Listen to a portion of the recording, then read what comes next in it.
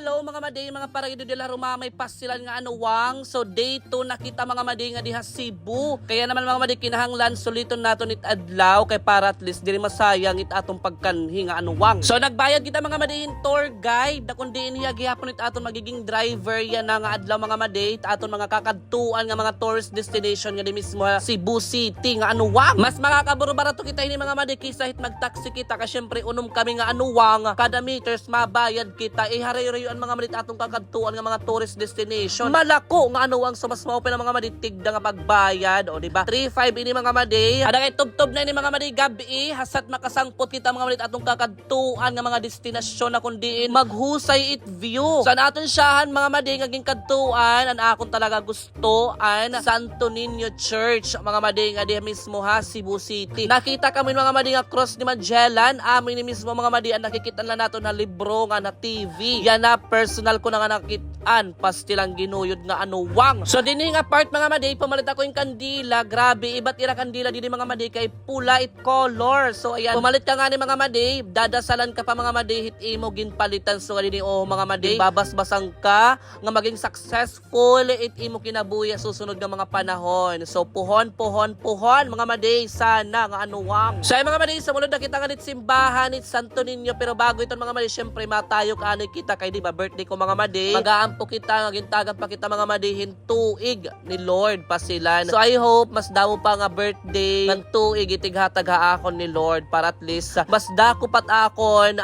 buhaton din nga kalibutan mapalipay ko Ramadhan nga sana gihapon mga maday tagang gihapon ni Ramadhan hin makusugan mo pa nga panlawas everyday para at least maranasan panira it akon dapat iparana sa ira habang nabubuhi pahira nga anuwang. So adingan mga maday Santo Niño grabe damo-damo ng tawo nga bugiot so wala na kami makadaop game videohan ko na lang mga maday para maupod ko at akon vlog. Paggawas sa imo mga maday Santo Niño damot makikita nga mga souvenirs nga pwede mo paliton para ipadikit kadot imo mga ref kaya namalit ako mga maday. Ikaduha nga destination mga maday nga atong kakadtuan ang Port of Cebu or ang National Museum of the Philippines. Kaya naman mga maday bawal mag-video. So pictures na lang mga maday akon igbubutang para makita niyo. So ini nga museum mga maday makikita mo mga maday nga dit nagpaka-preserve nga mga hayop, mga antigo nga mga gamit so gadit bisungan mga pinggan o di ba mga maday maghusay daw anong anuwang. So naton next destination mga maday ang Fort San Pedro. So ayan mga maday pwede na ka makag-take in video pero bago ka mo makasulod ma-entrance anay ka mo mga maday